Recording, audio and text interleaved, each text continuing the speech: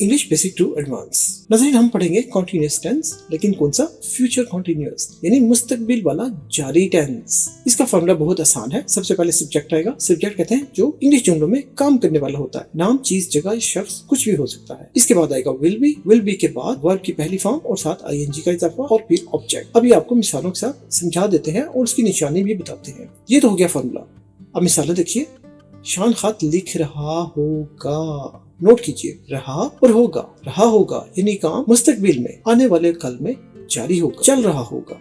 तो इसकी इंग्लिश कैसे बनेगी? देखिए, सब्जेक्ट शॉन हो गया, विल बी आ गया और उसके बाद वर्ब के साथ आईएनजी का इजाफा। तो राइट है वर्ब, खत लिखना, तो राइट है लिखना, तो राइटिंग हो गया। Shawn will be writing a letter. Shawn खत लिख रहा होगा। कौन सा? देखिए, हम फुटबॉल खेल रहे होंगे, वही हो गया सब्जेक्ट। विल बी फॉर्मूले से आ गया और प्ले है खेलने की इंग्लिश, उसके साथ आईएनजी का इजाफा, प्लेइंग, खेल रहे।